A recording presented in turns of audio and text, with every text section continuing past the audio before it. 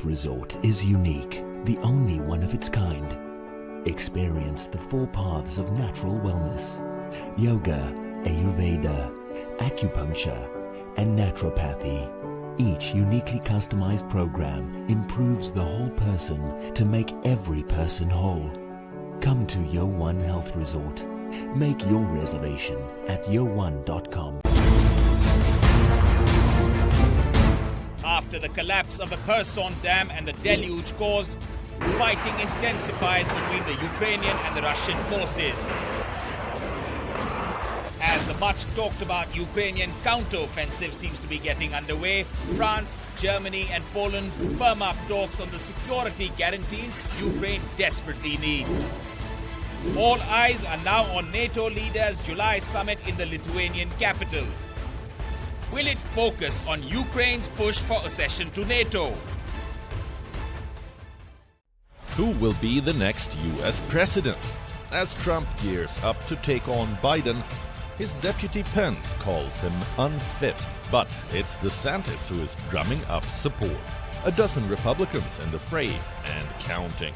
Will a crowded contest benefit Trump? Race for the White House on WION. World is one. Gravitas tells you stories which others won't.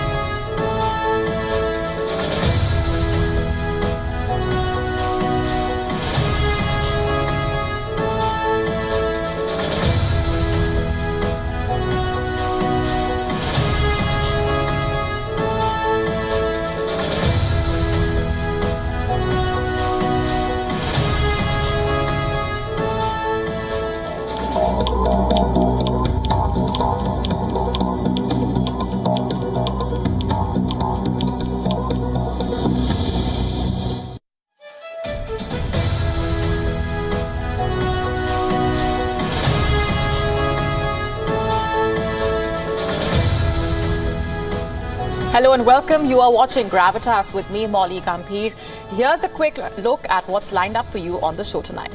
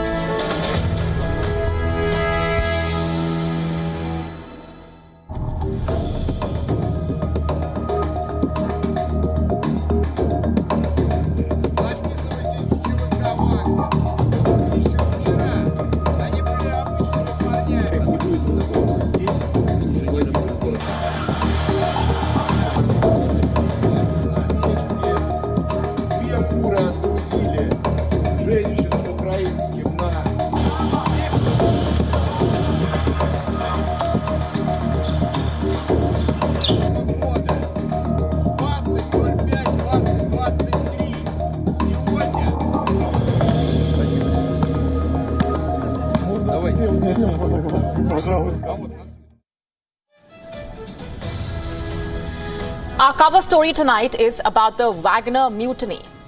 Yes, it has died down, but the questions around it continue to swirl, not just in Russia and in Ukraine and in Belarus, but across the West and around the world.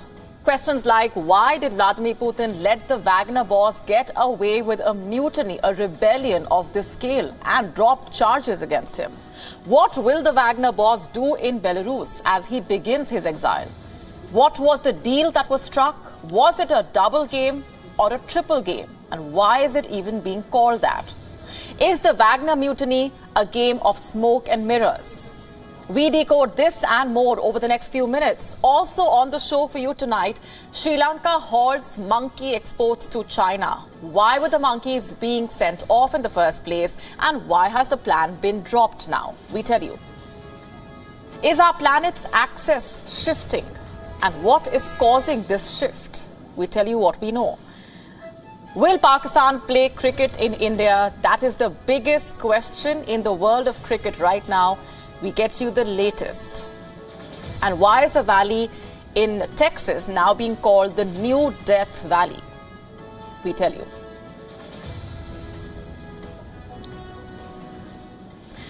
And we begin tonight's show on the great Putin-Prigozhin drama with some questions. Did the United States have prior knowledge about the Wagner uprising? It did. In the murky game of shadows, did Washington also have a hand in encouraging last week's events? You know, given the long history of covert operations, often stranger than fiction. This and other questions are buzzing across Western capitals right now. And US intelligence officials have spoken to a host of Western media houses on the condition of anonymity. They are claiming that by mid-June, they had an extremely detailed and accurate picture of Prigozhin's plans.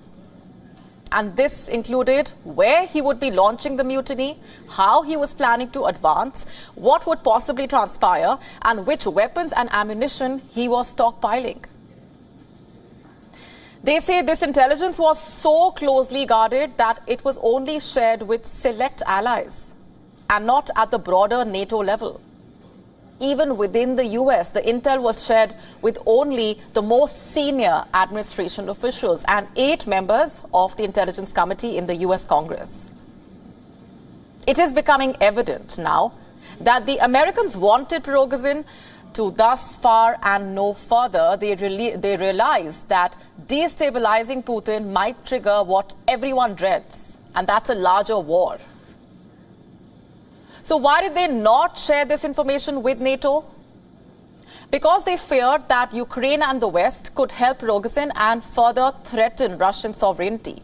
They did not want them to rock the boat and provoke the Russians even more. And if they had, this would have eventually drawn them into Russia's internal matters. And so the Americans remained tight-lipped. And now comes the more interesting part. Was Yevgeny Prigozhin playing the ultimate double game? Was he keeping Putin and the Kremlin in the know? He has started his exile in Belarus not as a fugitive wanted for the great crime of treachery, but as a free man, free to carry on what he was doing before. Ukraine as a warlord for hire in Africa and anyone else willing to pay humongous rates for the mercenaries under his command. And earlier this morning, a plane carrying him landed at a military airfield. This was some 20 kilometers away from Minsk. According to data from flight tracking websites, he traveled in the Embraer Legacy 600 jet from a border region in southwest Russia. And there is very little information that's available on who else accompanied him on the flight. But interestingly, just 20 minutes after his arrival, another Russian private jet arrived at the same military airfield from St. Petersburg. And who was on this flight, you ask? Russian officials? No one knows as of now. So what exactly will Prigozhin do in Belarus? Last we checked, there was nothing for him to do there, besides the fact that Russia recently stationed nukes in the country. And this had led to the usual conspiracy proliferation on the internet. Conspiracy theorists are calling his exile as a redeployment rather than exile.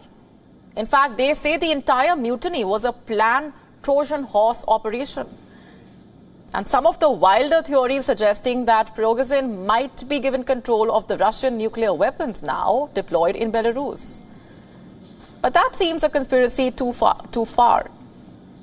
Another set of observers saying that Prigozhin's arrival in Minsk is just a layover, that his stint there will be short and he would soon be leaving for Africa.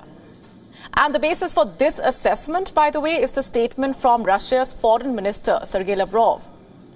On Monday, Lavrov said that the Wagner Group will continue its operations in Africa, in Mali and the Central African Republic, to be precise. In fact, he said the Wagner members are working there as instructors, and this work will continue. Remember, in recent years, the Wagner Group had expanded its reach across Latin America, West Asia, and Africa. And this has led to many in the West labeling the group as an apparatus of Russia's armed foreign policy.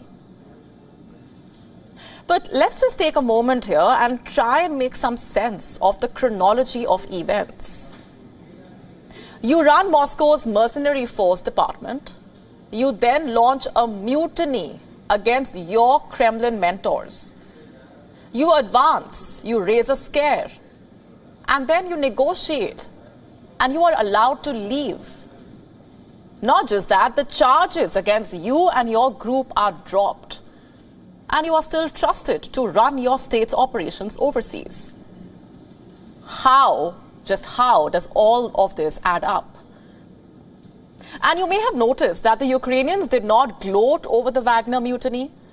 There were some initial statements, of course, and then they went silent as they discovered that there were layers that they could not comprehend here.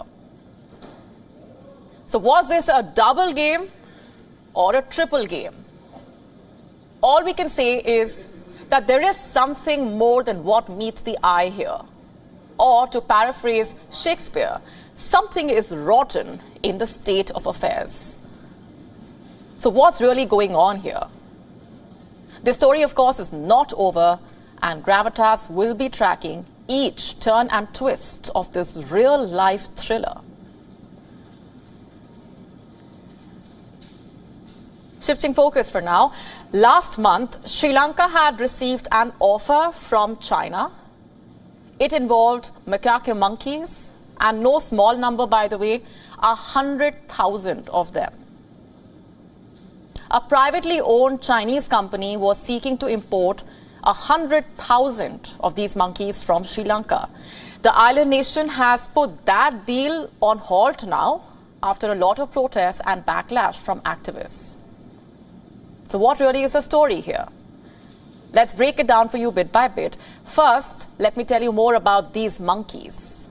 The Tok macaque monkeys are an endangered species. They are on the red list, in fact, of the International Union for Conservation of Nature, or the IUCN. Sri Lanka is their natural habitat. They are endemic to the island nation, which means that they are not found anywhere else in the world. But the cash-strapped country has been desperate. It says the monkeys are a menace to the farmers, that they cause a lot of crop damage. And it had decided to go forward with the export. And this move had sent alarm bells ringing among environmentalists and animal rights activists. They started protesting against the deal. What were their concerns?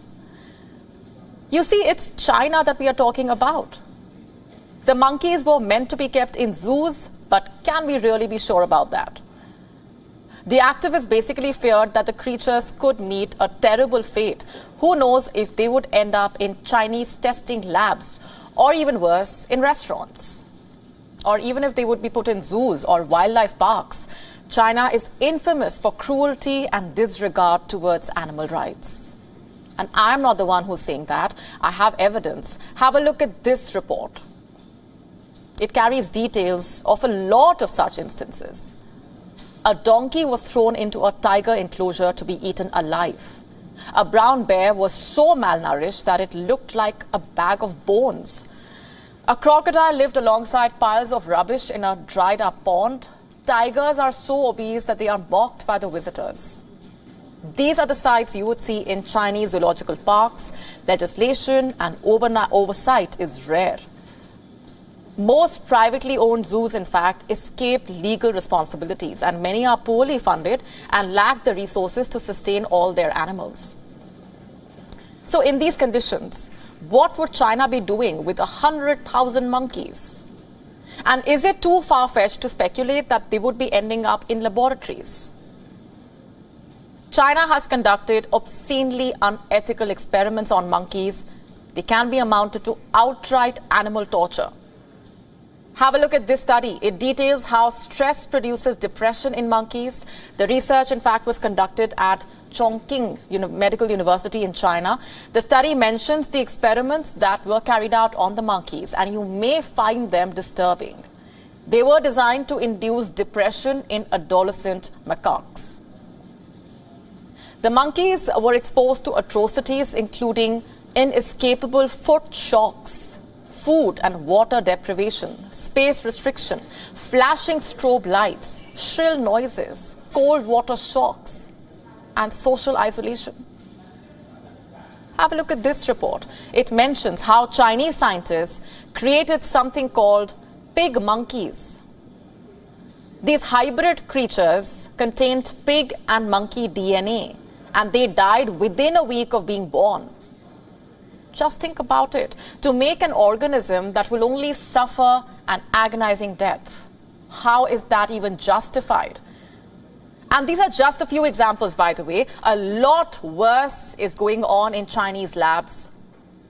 But the question is Sri Lanka not aware of all this? The country bans almost all live animal exports. The proposed sale would be going against the country's conservation efforts. Though the exports have been halted, why did the country agree to hand over its endangered monkeys to China to begin with? As I said, these are desperate times for Sri Lanka, to say the least. It has one of the highest inflation rates in Asia. By the end of the year, Sri Lanka owed some $4.1 billion to China. And this accounted for nearly 11% of its foreign currency debt. The Chinese government agreed to restructure this loan, giving some relief to Sri Lanka. And Colombo is now exploring new avenues to generate income. The proposed exports of monkeys to China was one of them. It has also removed several species from its protected list this year. And this includes all 3 of its monkey species, as well as peacocks and wild boars. And this has allowed the farmers to kill them without legal repercussions. But then again, is this really justified? China already has reputation for animal cruelty. It is a country that serves monkeys on platters in restaurants. And who can say what a private Chinese firm would do with 100,000 endangered monkeys? Our next story is about the Pakistan army. Is it facing an internal strife? A discord within its ranks? I ask this question because of some recent developments that don't make for good optics at all. On Monday, Pakistan's military fired 3 senior army officers and disciplined 15 top officers. Why? For failing to protect the security and the honor of the military installations. And what is all this about? The violence that unfolded on the 9th of May this year. And for the unversed, on the 9th of May, a number of military garrisons and installations across Pakistan came under attack. The attackers were said to be members and workers of Imran Khan's party, the PTI. They launched these attacks to protest against the former Pakistani Prime Minister's arrest. And since then, the army has suspected that the attacks could not have been carried out without the help of insiders or officers within its ranks. For the last 2 months, it has been investigating who exactly was responsible, and it seems the inquiry has now concluded. And what's the result? 3 senior army commanders have been fired. 15 top officers have been disciplined over their conduct during the protests. The announcement was made by the military spokesperson, Major General Ahmad Sharif Chaudhry. This was at a press conference in Rawalpindi. He said all these officers failed to secure military installations from the attackers. So who are the officers who have been punished? Well, their names have not been disclosed, but one of the 3 officers who has been fired, including a lieutenant general, and the 15 officers who have been disciplined, including 3 major generals, 7 brigadiers, 1 major, 1 colonel, 1 lieutenant colonel, 1 captain, 1 lieutenant captain. And here's what the Pakistan military had to say about this in its statement. Let me quote from it.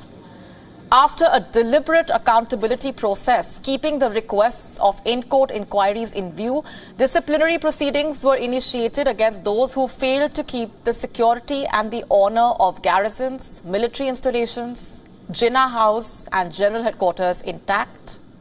3 officers, including a Lieutenant General, have been removed and strict disciplinary proceedings completed against other officers, including 3 major generals and 7 brigadiers, have been completed. And analysts are calling this the strongest action that the military has taken against its own members in decades, because it's not every day that officers with the rank of major generals and brigadiers are punished. And why just military officials? Even the kin of these officers are under the scanner. The Pakistan military spokesperson, in fact, saying that a granddaughter of a retired 4-star general, the son-in-law of a retired 4-star general, the wife of a retired 3-star general, and the wife and son-in-law of a retired 2-star general, they are all among those facing trials over their role in the May 9 demonstrations. So it's a massive crackdown. But is it the first time that this is happening? Not really. In September 2012, the Pakistan Army reinstated 3 retired generals to court-martial them. Imagine that. These generals had retired several years ago, but were reinstated so that they could be court-martialed. And what was their crime, you ask?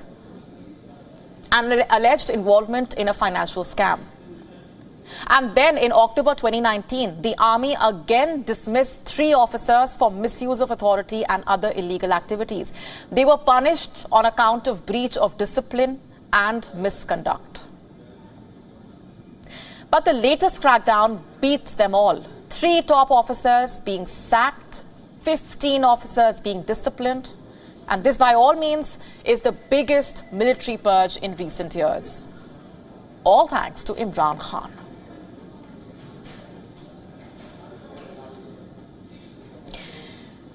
We've told you about stories of how human action is altering our planet. But new climate models are now suggesting that our actions, our activities, are also altering the axis of our planet. In fact, a new study shows that the groundwater extraction of human beings has impacted our planet's rotation. Human depletion of underground reservoirs has shifted the global distribution of water to the extent that the North Pole has drifted by more than 4 centimeters per year. Our next report telling you more about this study.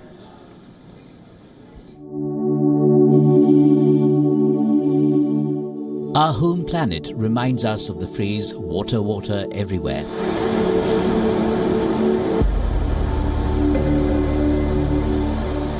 Our planet has more water than land. About 71% of the Earth's surface is water.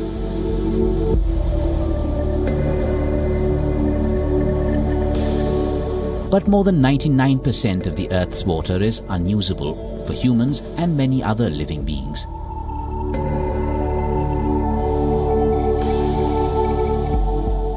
Only about 0.3% of fresh water that is usable is found on the surface of lakes and rivers. But to sustain ourselves, we need huge amounts of water, from drinking to bathing, from irrigation to watering our front lawns and golf courses. However, the supply of water is failing to meet demand.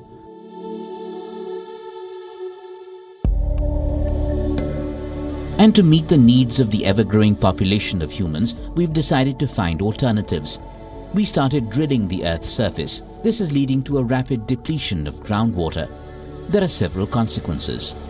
From lowering of the water table, to drying up of wells, to deterioration of water quality. But there's something more alarming happening. Between 1993 and 2010, humans extracted and moved so much of our planet's groundwater that it contributed to migration of the Earth's poles. Humans have pumped out 2,150 gigatons of groundwater. If that amount of water is poured into the ocean, it would raise global sea levels by about 0.24 inches or 6 millimeters. The massive melting of glaciers as a result of global heating is also causing marked shifts in the Earth's axis of rotation, as well as the rate of sea level rise. Our planet is spinning on a north-south axis at a rate of about 1,609 kilometers per hour. The Earth spins about its rotational axis. It's a lot like a spinning top. When the distribution mass around that axis changes and becomes uneven, the axis shifts to compensate. While a slight drifting of the pole will not have an impact on the seasons, researchers caution that over a longer geological period of time, it could have an impact on the climate. A wandering axis could add to our woes. It could lead to dramatic changes in the climate. It's also a reminder of how human activities are gradually changing the delicate balance of our planet. Bureau Report, WION, World is One.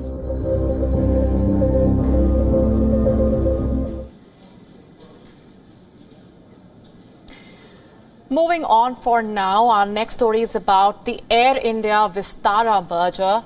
India's fair trade regulator has now issued a show cause notice to India's flag carrier. What is this about? Let me tell you in just a bit, but first you need to know this. Earlier in April, Air India's owner, the Tata Group, had approached the Competition Commission of India, CCI. It basically sought the regulator's approval for the merger. The conglomerate assured that the merger will not stir the competitive landscape or cause any adverse impact on competition. But now the regulator has raised an important question. It is asking why an investigation should not be conducted into the merger. You see, CCI approval is mandatory for any mergers and acquisitions that meet a certain asset and turnover threshold. And now, the Tata Group has 30 days to respond. If the CCI is unmoved by the response, it will be launching an investigation into the merger. And the Tatas will basically then have two choices. Either they will have to lower the stake in Vistara, or they will have to follow certain behavioral guidelines so that they do not adversely impact competition in the aviation sector. The merger was initially announced in November, and it may not have a smooth sailing as previously predicted. Tata's joint venture with Singapore Airlines, being seen as a stronger rival to India's dominant carrier Indigo, and it will help SIA solidify its foothold in India, which is one of the world's fastest growing aviation markets. And if the deal does go through, by the way, Tata will hold 52% of the total issued and paid up equity share of the merged entity. Meanwhile, SIA will own a 25.1% minority stake. And the Tata Group sees this merger as an important milestone in rebranding Air India. It once again wants to rebuild it into a world-class airline because things have not been going too well for India's flag carrier for a while now. The airline was founded by J.R.D. Tata in 1932. It was nationalized in 1953. Air India was once known for its lavishly decorated planes and stellar service. But its reputation took a hit in the mid-2000s as financial troubles only mounted. And in January 2022, the airline was once again handed over to the Tata Group. And since then, the conglomerate has been trying to get the airline back on track. But it has not been able to root out all the issues. On Sunday, an Air India flight flying from London to Delhi made an emergency landing in Jaipur. This was due to bad weather.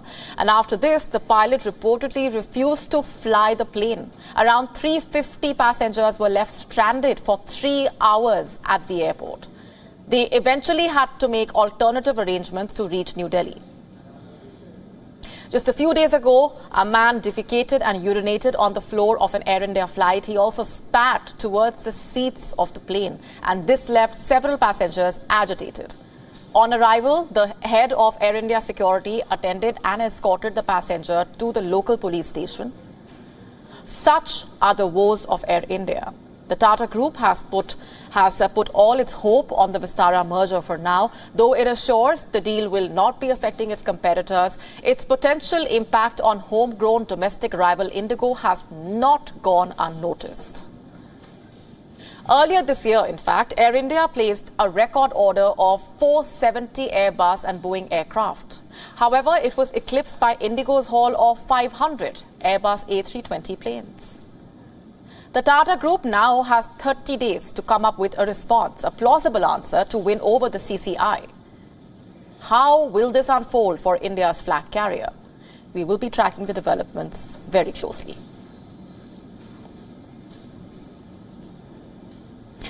Shifting focus for now to the world of cricket.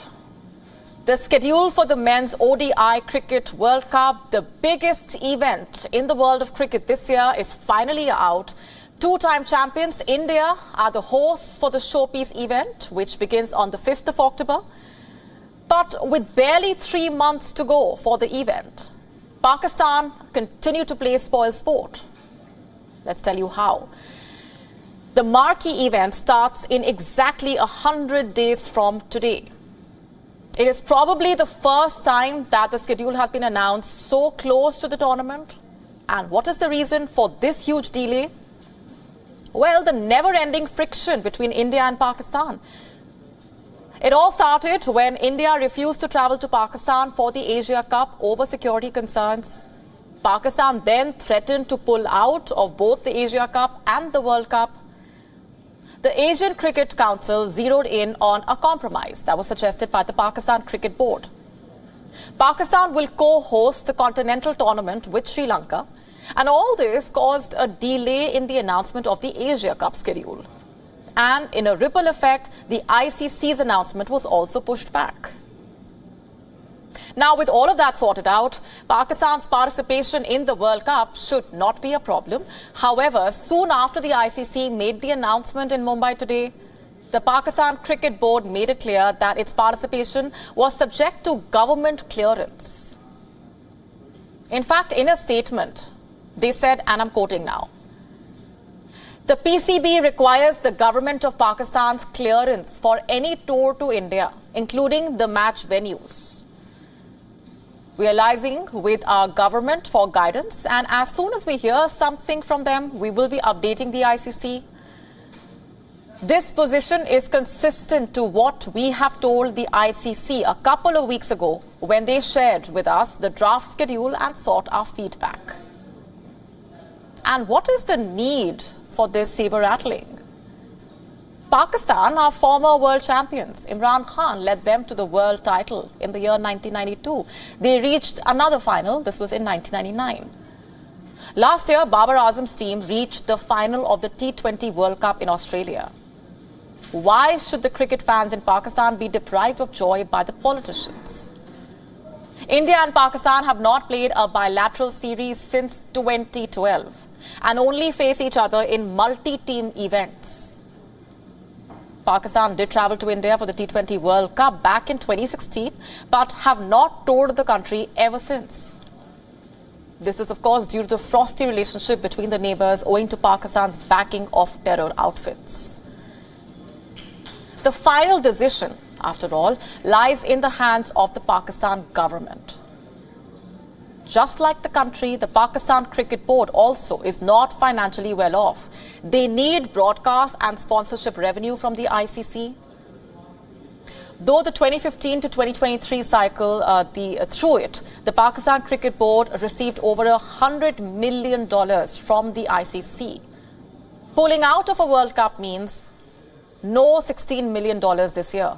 And why should the ICC pay Pakistan if it does not turn up? If you think I'm pushing an Indian narrative, then think again. I'm just echoing Ramiz Raja, the former head of the PCB and a member of Imran Khan's 1992 World Cup winning side. This is the World Cup. It is one of those few tournaments where India and Pakistan play each other. It's not just a match. Two nations come to a standstill when the two giants collide. It is an occasion after all. Sample this. Indian and Pakistani fans dancing together to the popular Pakistani track Basuri. This was outside the Melbourne Cricket Ground last year. Here's our suggestion to the Pakistan government. Get off your high horse and stop saber rattling. The World Cup deserves to see Babar Azam in full flow. It deserves the bowling brilliance of Shaheen Shah Afridi. The Pakistan cricket team can blow hot one day and blow cold another.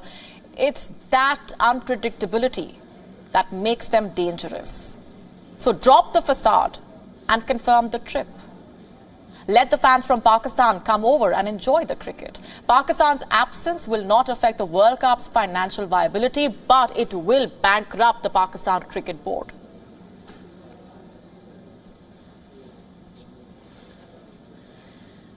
Have you ever been to the Death Valley? Yes, there is actually a place on earth with that name. And in the United States, with a deadly heat wave and record high temperatures leaving people praying for some respite, the Concho Valley in West Texas is now being called the New Death Valley. Our next report getting you the complete story. This is the Death Valley. As the name suggests, it's not the most pleasant place on earth. The Death Valley is a desert valley in eastern California in the northern Mojave Desert. It borders the Great Basin Desert.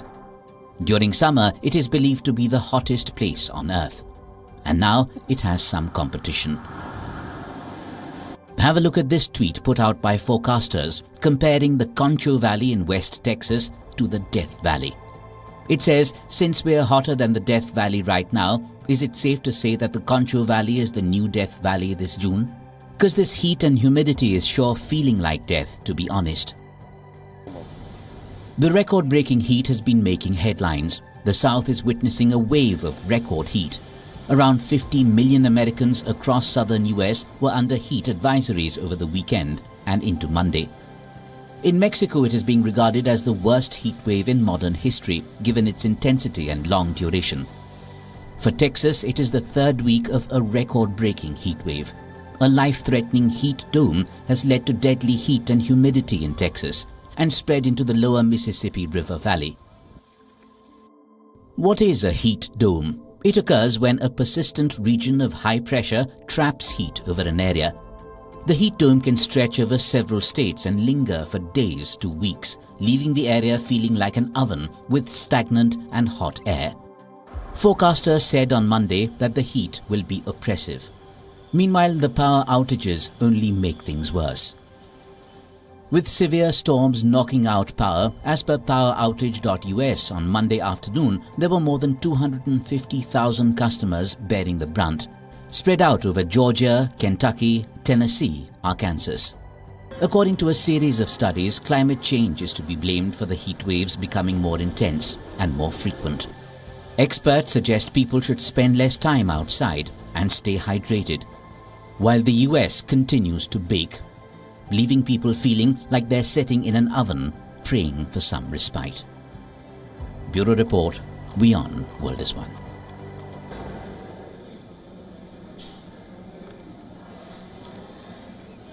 Shifting focus now to India, where the Kashmir Valley has scenic places which attract a large number of foreign tourists, and now it is back on the international tourism map.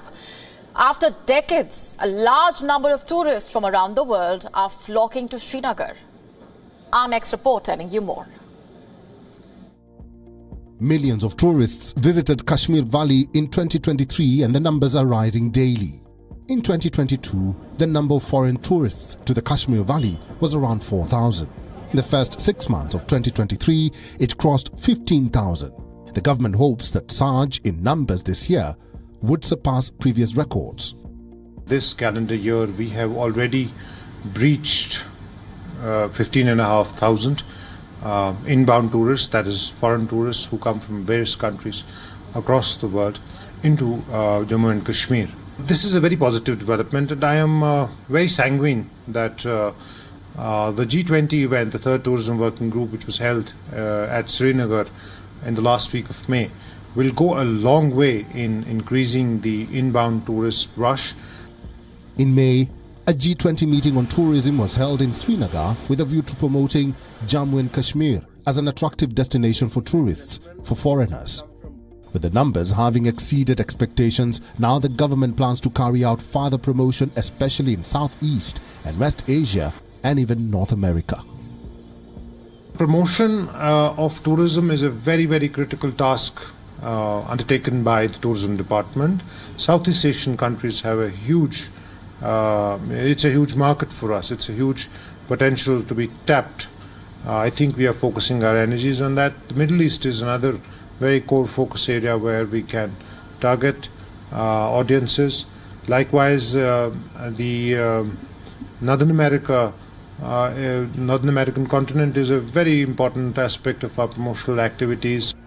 A favorite among foreign tourists in the 1960s, 1970s and 80s. However, with the outbreak of insurgency in the state, the numbers fell drastically. With peace returning to Kashmir Valley, there's a revival of traffic. Kashmir is amazing. We came from Ladakh and we are here since 2 days only. So we didn't explore a lot Kashmir, but we are going to probably to Gulmarg and other places around. But yeah, so far I really like it. It's very clean, fresh, people is lovely, it's very friendly. So yeah, I love Kashmir, of course. Social media is also a field where Kashmir is being promoted. Many tourists are putting up pictures and videos on the beauty of the valley on their social media handles. First time I feel similar with Delhi, but this is really different. There's good environments here, and yeah, people are more friendly and nice. Yeah, it's crazy village, I think. It's not only foreign, but also domestic tourists who are heading to the valley. In the wake of the heavy tourist inflow, the government has opened over 300 new tourist destinations across the Union territory. It's after decades that Kashmir Valley is once again bustling with tourists from across the world. The government says that around 15,000 tourists have travelled to Kashmir Valley in the last 6 months, and they're hoping that this year all the previous records of foreign tourists travelling to Kashmir Valley would be broken. With video journalist Feroz Idris Loan for WION World is One.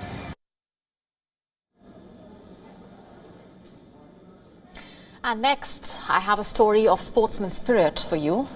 One that may give you a lesson on teamwork. It is about a Belgian athlete who stepped forward for her country, quite literally. Meet Julienne Bonquot. Under normal circumstances, she is shot put and hammer throw champion. She was at the European Championships in Poland, and outside her event, 100-meter hurdles race was going on, but there was nobody to represent Belgium. Well-known hurdlers Anne Zagre and Han Claes were to run in the race, but both of them had to pull out due to injuries. If nobody would participate in the race, Belgium would have been disqualified. And that is when Bonquot stepped in and took one for the team. Smiling through it all, she carefully attempted each hurdle. 13 seconds into the race, Spanish sprinter Teresa had already crossed the finish line. But did that stop Bonquot from going on? It did not. 19 seconds later, without knocking any of the hurdles down, the 29-year-old athlete finished the race. She was applauded by the audience and congratulated by her rivals. You see, points are awarded for every competitor and event at the European Championships. So not only did she save Belgium from disqualification, she also added 2 points to her country's tally by competing. Now, these points should not be taken lightly. They could, in fact, make all the difference, as the bottom 3 countries will be relegated from Division 1. Bonquot may not have won the race, but she did win the hearts of netizens. It's true that sportspersons and athletes face intense competition, but some do not let it get the best of them. Over the years, in fact, there have been multiple such instances when team spirit has proven to be more important than winning. You know, when athletes have warmed the hearts of the audiences with their kindness and their humanity. In the 2020 Tokyo Olympics, American Asiya Jouet was in lead in the men's 800 meters race. He was set to finish in the top 2 in his heat, but unfortunately, Botswana's Nigel Amos accidentally tripped Jouet from behind. The 2 runners collapsed on the track, but instead of getting into an argument, Jouet displayed remarkable sportsmanship spirit. He got up and helped Amos to his feet. Amos apologized for the mistake. Jouet put his arm around him and the 2 finished the race together. However, Amos let Jouet finish 1 step ahead of him. And during the same Olympics, in the event of high jump, the top 2 contenders, Motaz Essa Barshim of Qatar and Gianmarco Tamberi of Italy, were stuck in a loop. Round after round, the 2 star athletes simply could not outdo one another, and they ended up being tied. The next step was a jump off to see who could simply outlast the other. But that is when things took a turn, one that quickly became a symbol of gamesmanship.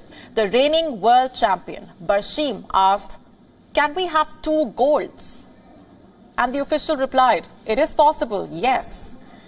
And that was all the athletes needed to hear. Let's now tell you what else made news around the world. Time for Gravitas Global Headlines. Berlin is ready to station a 4,000-strong army brigade in Lithuania permanently in coordination with NATO defense planning following Russia's invasion of Ukraine, as per the German defense minister.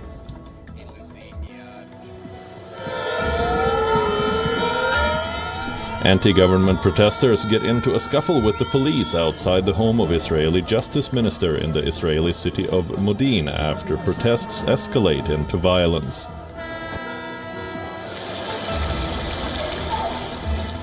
Over a dozen people dead and many injured after heavy rains lash Pakistan's Punjab province. Officials say the deaths were due to lightning strikes and collapsed roofs. Today's court date is an arraignment, which is 23-year-old Anderson Lee Aldrich, who shot 5 people dead in a Colorado gay club, has been sentenced to life imprisonment. In late 2022, Aldrich, wearing body armor, opened fire at Club Q, an LGBTQ nightclub. The World Health Organization's European office warns that the risk of COVID-19 has not gone away, saying it was still responsible for nearly 1,000 deaths as week.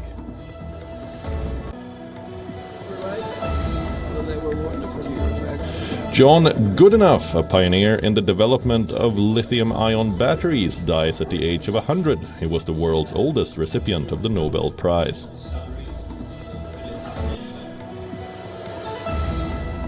Seven people are missing after heavy rain triggered landslides in China's Sichuan province. Over 900 people were evacuated and over 400 personnel were dispatched for the search and rescue mission. The landslides occurred in various townships in Wenchuan County. The United States may become the first country in the world to provide universal internet access to its citizens, expected to spend $42 billion to achieve the feat by 2030.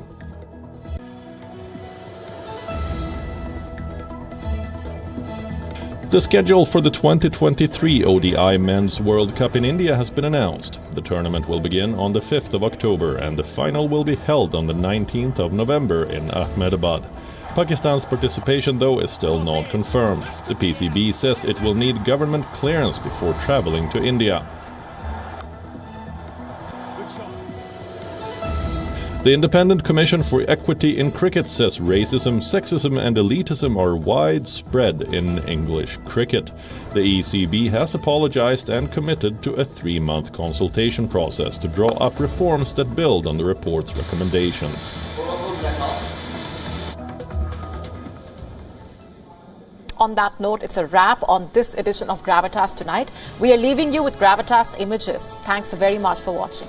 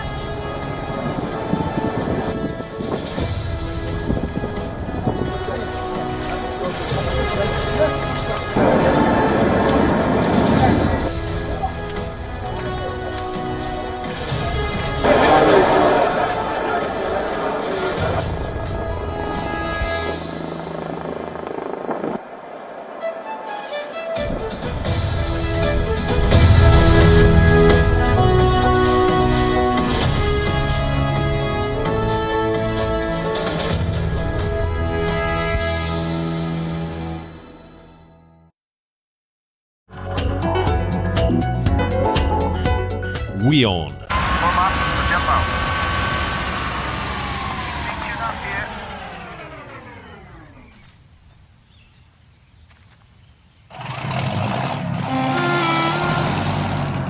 आने वाली खुशी के लिए एक ख्याल ही काफी है। ईबिक्स cash हर खुशी के लिए काफी है।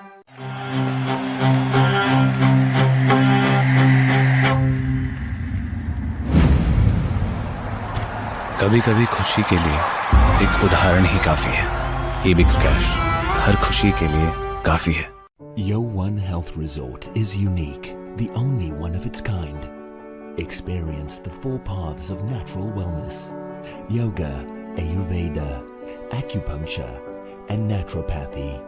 Each uniquely customized program improves the whole person to make every person whole. Come to WION Health Resort. Make your reservation at yowon.com.